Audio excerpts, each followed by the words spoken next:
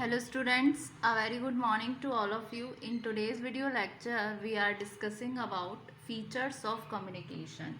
कि क्या important features होते हैं communication के, यानी कि क्या characteristics होती हैं communication की.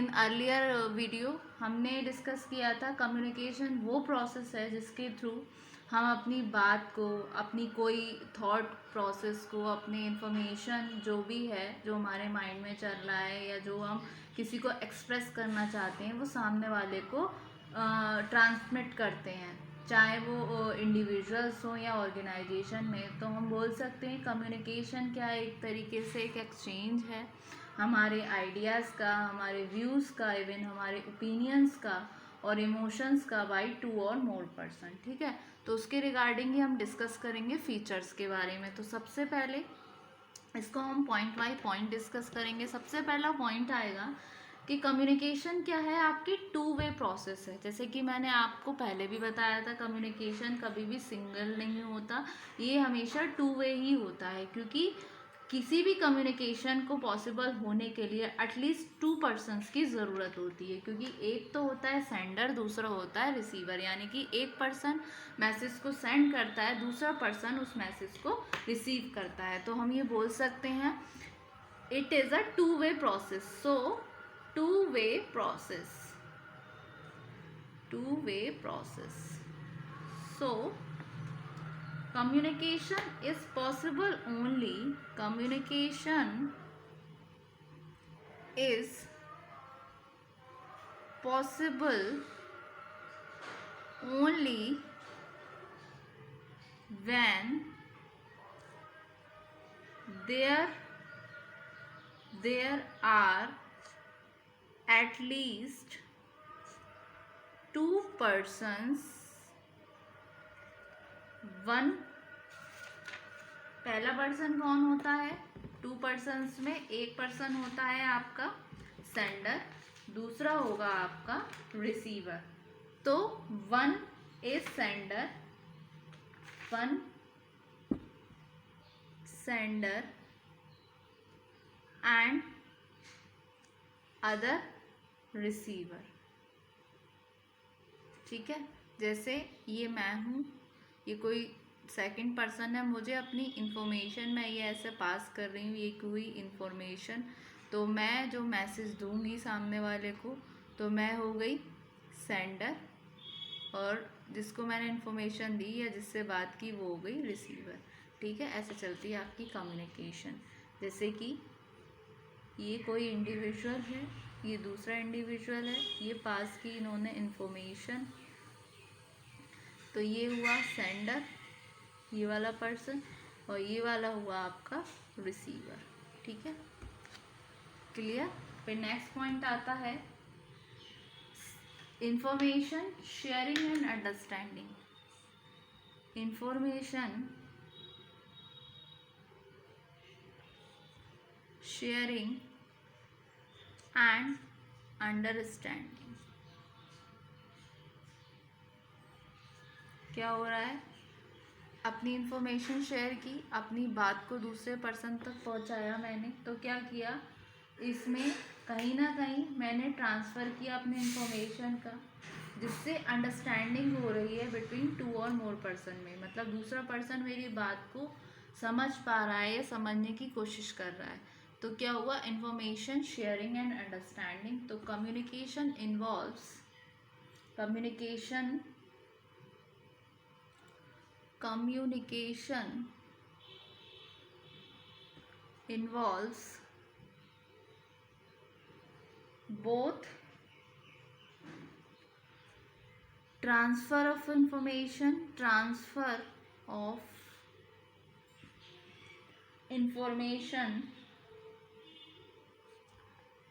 and as well as of understanding between two और मोर पर्सन्स. ऐसा नहीं है कि सिर्फ एक पर्सन से मैं बात कर रही हूँ, हो सकता है मैं ग्रुप में बात कर रही हूँ अपनी बात, दूसरे इंसान तक मुझे पहचानी है, तो ग्रुप में भी हो सकता है, इंडिविजुअल भी को पर्सन भी हो सकता है, डजेंट मैटर। तो यहीं पर है कि मैं अपनी इंफॉर्मेशन को पास कर रही हूँ, शेयर कर रही हूँ बिटवीन टू और मोर पर्सन्स। ठीक है, फिर नेक्स्ट पॉइंट आता है आपका verbal and non verbal. Verbal and non verbal communication ना सिर्फ आपकी कम्युनिकेट कर होती है थ्रू वर्बल वर्ड्स, बल्कि एक मैनेजर जो होता है कम्युनिकेट करता है अपने स्टाफ को, जो उसका नीचे वाला स्टाफ है, उसके सिंबल से या उसके जेस्टर से या कोई भी वो पॉलिसी अडेप्ट करेगा, यानी कि किसी तरीके का उसने एक्शंस दिया, तो वो हो गया आपका नॉन वर्बल कम्युनिकेशन। तो communication cannot only be communicated through verbal words alone,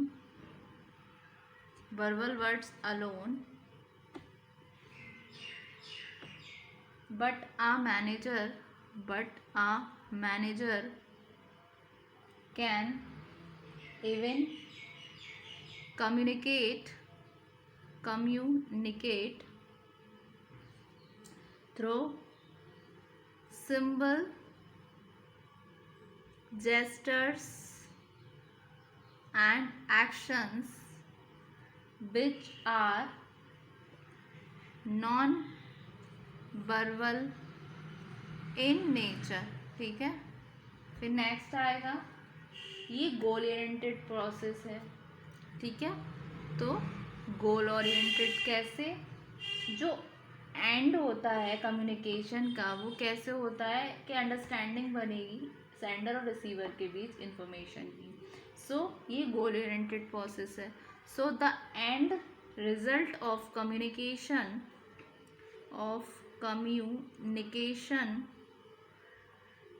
is understanding between the sender and the receiver of the information।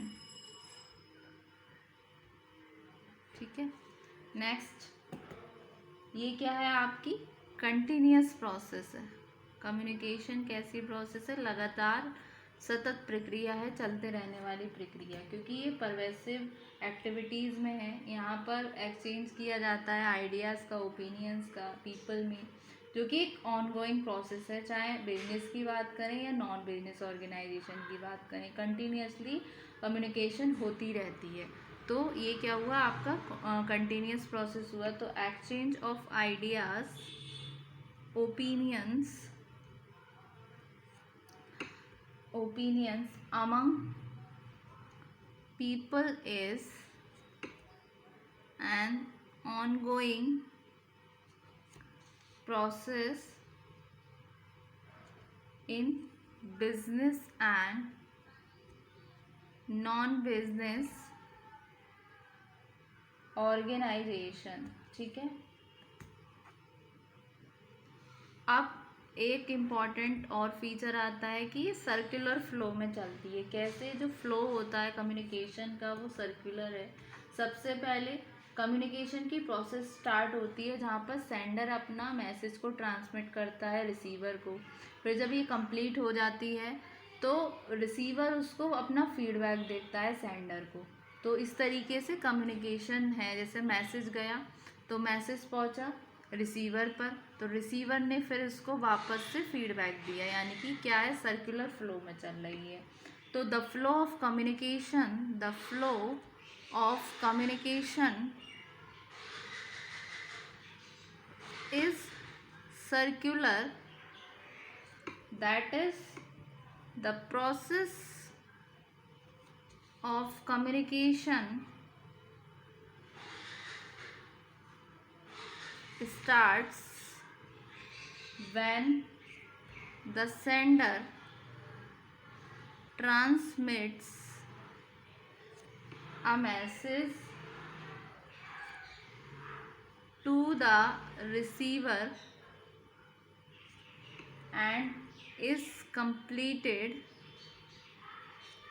when the receiver sends the feedback to the sender। और ये क्या है, आपकी एक pervasive activity है, यानी कि चारों ओर होती है ये एक्टिविटी, यूनिवर्सल कॉन्सेप्ट है ये। परवेसिव एक्टिविटीज़ क्या है, ये कोई सा भी लेवल हो, चाहे आपका टॉप लेवल हो, मिडिल लेवल हो, लोअर लेवल हो या फंक्शनल एरिया हो बिजनेस कम्युनिकेशन का, ये सब और रहती है कम्युनिकेशन। ठीक है, तो communication is a pervasive activity, it takes place at all levels and in all functional areas of business enterprise.